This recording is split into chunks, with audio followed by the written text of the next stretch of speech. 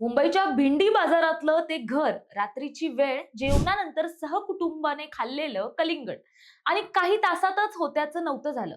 Food poisoning वाटणारी ही घटना आता मर्डर मिस्ट्री बनलीये. मृत्यूच्या ताटात कलिंगड नाही तर उंदीर मारण्याचं विष होतं. पाहूया फॉरेन्सिक रिपोर्टचा मोठा खुलासा. नमस्कार, मी प्राची शिरकर. प्रहार न्यूज लाईन मध्ये आपलं स्वागत करते.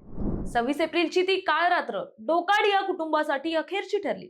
44 वर्षाचे अब्दुल्ला, त्यांची पत्नी नसरीन आणि दोन उमलत्या कळ्या आयशा आणि जैनब एका कलिंगडाने या हसत्या खेळत्या कुटुंबाचा अंत केला.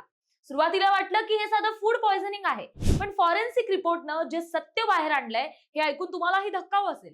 मृतांच्या शरीरात आणि त्यांनी खाल्लेल्या कलिंगडाच्या नमुन्यात झिंक फॉस्फाईड आढळलंय. हो, हेच ते घातक रसायन जे उंदीर मारण्यासाठी वापरलं जातं. यालाच रॅट पॉयझन म्हणतात. तपासात स्पष्ट झालंय की हा मृत्यू कोणत्याही इन्फेक्शन्समुळे नाही, तर थेट विषबाधेमुळे झालाय. आता सर्वात मोठा प्रश्न हा आहे की उंदीर मारण्याचं हे विष कलिंगडात आलं कुठून? हे केवळ निष्काळजीपणाचं फळ आहे की यामागे एखादं डोकं चालवलं गेलंय?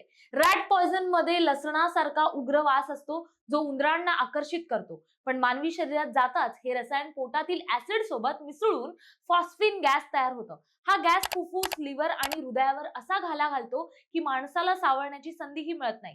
पोलिसांनी इन्फेक्शनची शक्यता फेटाळून लावली आहे. आता संशयाची सुई ही अपघाताकडून कटाकडे वळली आहे. बाजारातून विषारी कलिंगड आलं की घरात कुणीतरी ते विष कालवलं. डोकाडिया कुटुंबाच्या या रहस्यमयी मृत्यूमुळे तर्कवितर्क लढवले जात आहेत. डोकाडिया कुटुंबाच्या मृत्यूच्या कारणाची आणि शक्यतांची चर्चा झाली. आता प्रतीक्षा आहे ती पोलिसांच्या तपासाची, ज्यातून या मृत्यूचे खरे सूत्रधार समोर येतील. कधी कधी दिसतं तसं नसतं आणि डोकाडिया प्रकरणात तर मृत्यूचा सापळाच रचला गेलाय असं म्हणायला मोठा वाव आहे. तुम्हाला काय वाटतं यावर आम्हाला कमेंट्स करून नक्कीच कळवा आणि नवनवीन व्हिडिओ पाहण्यासाठी प्रहार न्यूज लाईनला फॉलो करा. धन्यवाद.